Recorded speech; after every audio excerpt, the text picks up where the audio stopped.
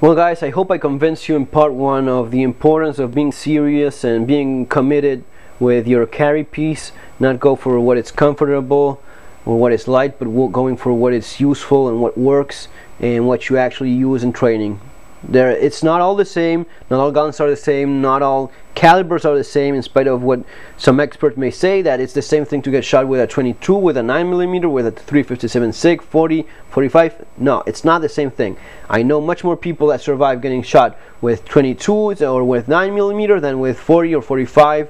Hernan, he got killed with 2 slugs of 10mm.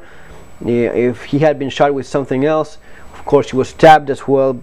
But I think it would have been different if he had been shot with something else, in spite of the circumstances. It's not all the same, and it's not all the same when using it for your defense either, right?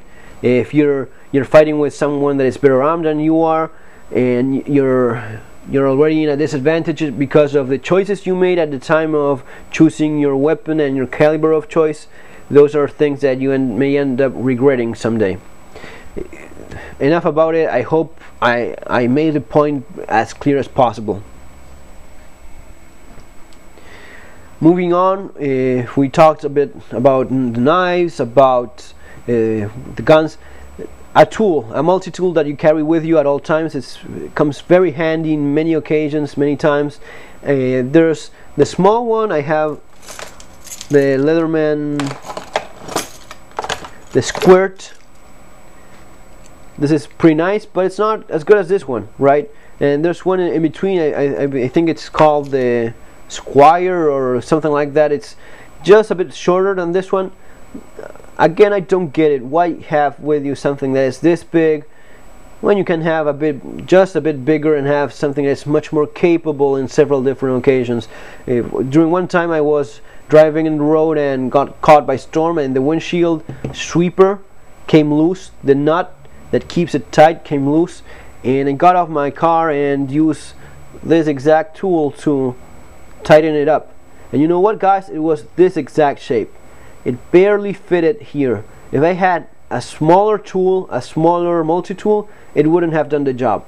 Now, one of those times when you say, yeah, I did right. I did right in carrying something that it's effective and not carrying something that it's simply convenient, you know.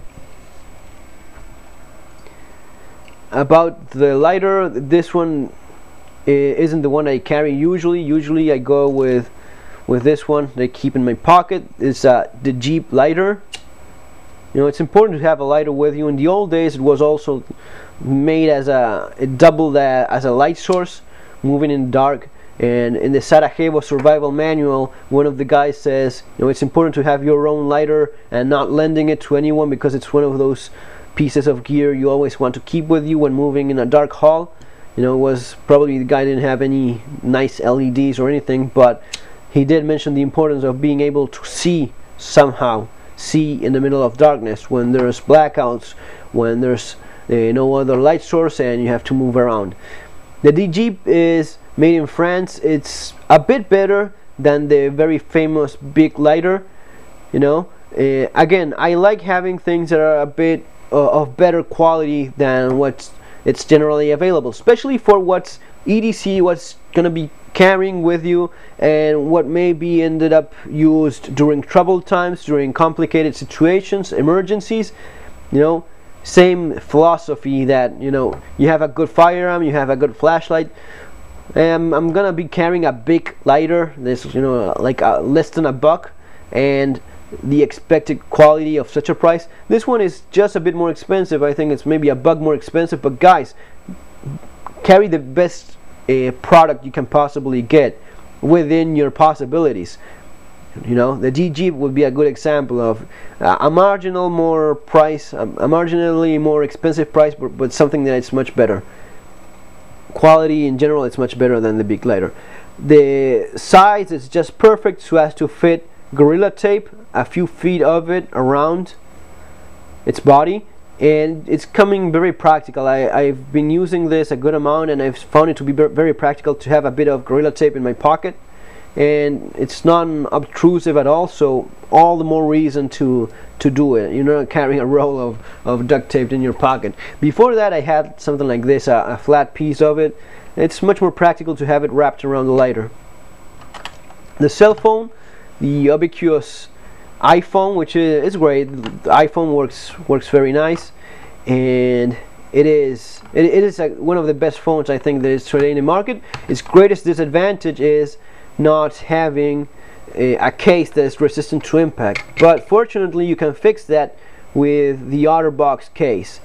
The OtterBox Defender, as the one you see here, makes it, I'm not gonna say bulletproof because that's nonsense, it's not in any way bulletproof, but it is very resistant to impact. I've dropped this phone countless times in concrete and pavement, running across the street.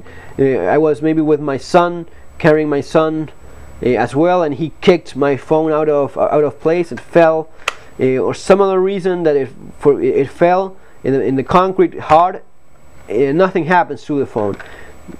During my son's birthday, I was playing football with my kids, with my nephew and some of their friends, and yeah, fooling around a bit. It fell in the sand, and several kids stepped on it. So it got kind of buried there in the sand when we were fooling around. And you know what? Nothing happened to the phone. It's not intended to do that. I doubt OtterBox would approve of putting your phone in the sand, but you know, having these plugs over here, it did a good job in protecting the phone from the sand. In my pocket usually I also keep a Fisher space pen. I like the design, and it's not only me. This pen is actually displayed in the New York Museum of Modern Art as an example of modern industry design. It has a very nice aesthetic to it, has nice lines, and I understand why. I get it why they like the design so much. I do as well. It's a nice design for a pen. See if I can change that mode to get a better closer view. Very nice pen. Writes acceptably well. It's not the best pen I have, but the ink cartridge used by Fisher, it's kind of special. It's designed to, I think it's designed to use in space, and they are the ones that made the pens for the moon trip, for Apollo 12. Don't remember, guys. Don't ask me that sort of thing. Well, the thing is that it's designed so as to work in outer space as well. So it's, or at least that's what they advertise it as, and it does work pretty well. It doesn't leak as much. It has a pressure cartridge in it and an ink that is supposedly not gonna be spilling all over. I did find a few, you know, a few bubbles sometimes, and a little bit of smearing when writing. But I generally cannot complain. It's also pretty cheap for such a nice pen. So the Bullet Fisher pen, that's what I have.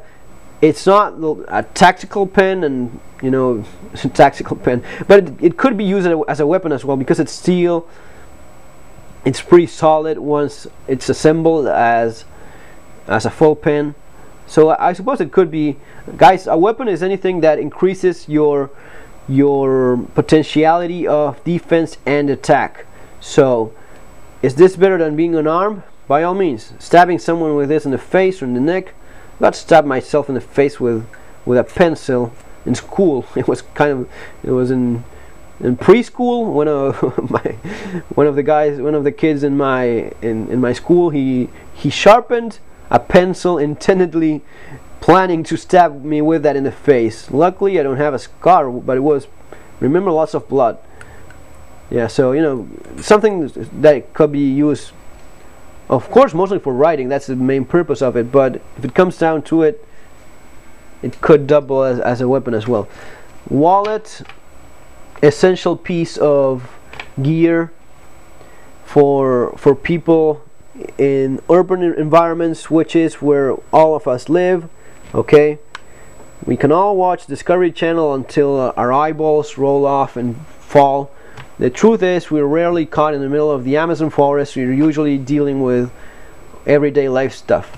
You know, having a wallet with enough cash. Sometimes people overlook that factor. Here in South America, cash is pretty important because there's many places where they don't accept credit cards, especially here in Argentina after what happened. Cash is usually your method of paying for things. Still carrying the credit cards as well, the debit card.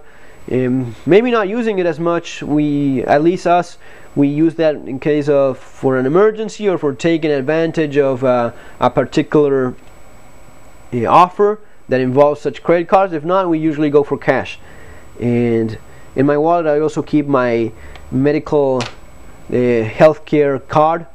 You know, healthcare here is supposedly public, but the truth is that it's so bad that if you don't have a private provider of medical healthcare, you're as good as dead if something happens to you. That's again the way it is. Maybe with the new public healthcare in USA, you will be seeing something that it's kind of similar to that. You know, the public healthcare system is eventually it's eventually failing because it's not done right, because it's very hard to put into practice. And the truth is that if you don't have private medical care, you're screwed.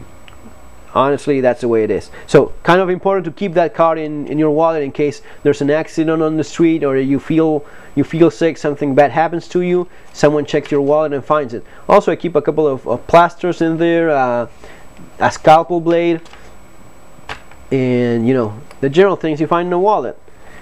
I carry coins as well. Have like $5 worth of coins because I do take public transportation when I can. What else? My mother got it for me. It's Our Lady of Lourdes, pray for us. No, it's one of those things. Yes, as things, you know, there was a resurging of some religious stuff in here in Argentina after things got worse, and sometimes people ended up going for, you know, black magic, all that sort of stuff. But those of especially Catholics that have more traditional values, we have refound ourselves in our family values, and you know, the crisis puts things into perspective. The crisis makes you realize what's important and what's not. And living this way, I don't recommend it to anyone. It's funny that lots of people ask me about moving to Argentina. I talk about it in some of the worst things that could possibly happen to people, and you know, the kidnappings, all the crime, all that stuff, the economy, which is a mess. We have like world's greatest inflation in the planet. And people still email me about, you know, I'm thinking about going to Argentina. I mean, if they're emailing me, I suppose they read sometime something that I wrote about it, about the country, and it makes me wonder why it is that they want to come here. I mean, I don't really get it, but you know, to each its own. If people like living here. A small memento of my instructor's course, firearms instructor course. Those of you that reload know what this is. And what else do you have here?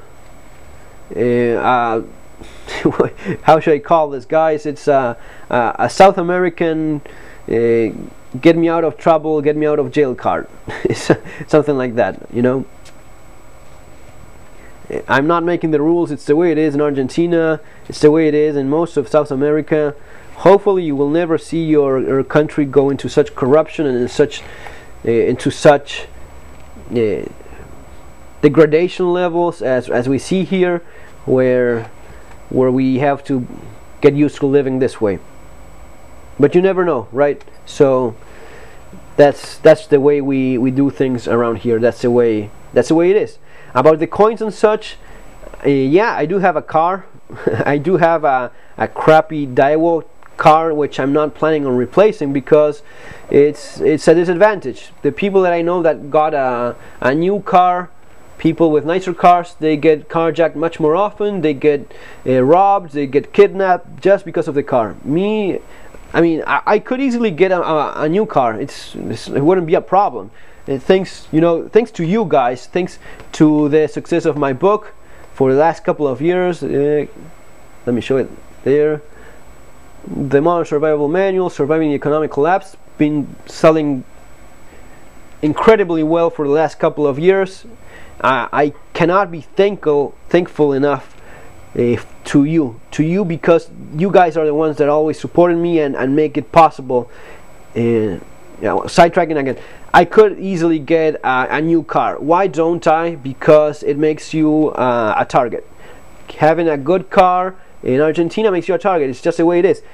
With all the gray man approach, whenever it's possible, and if I'm traveling, especially if I'm traveling alone, I prefer to use the bus, use the public transportation system, dress accordingly, not anything too flashy, and be one more in the crowd, one more of the average Argentine citizens that don't have much worth stealing from, don't have much appeal to a criminal. No one's gonna be stealing my crappy dial-up car that is all banged up on the side, scratched. It's something that's not gonna be appealing to a criminal, so I stick with that. Other than that, I of course keep my keys with me. The Swiss Army Mini Champ, which is a great little tool, a spare flashlight, AAA, sorry, battery, peanut lighter, another source of fire. Peanut lighter, highly recommended to anyone, and a small pry bar for sparing the tip of your knife, and for small leverage things. It's really kind of very small, so it's not really much of a pry bar, but it's one of those things that do end up coming useful. Sometimes also for cutting through stuff when you don't want to get your knife out. It's already there, so the tip is kind of sharp, so you can open packages and such with it. And it's compact and small enough that you don't even think about it in your keys. It's not an essential piece of gear, so that's why I don't care, and I wouldn't be carrying if it's huge or if it's something more troublesome, because it's not an essential piece of gear for me. It just gets lost itself in the keys. So that's basically it, folks. The car keys with the tool I showed you before, and that's what I carry. I hope you enjoyed the video, folks. I hope you understand where I'm coming from with all this.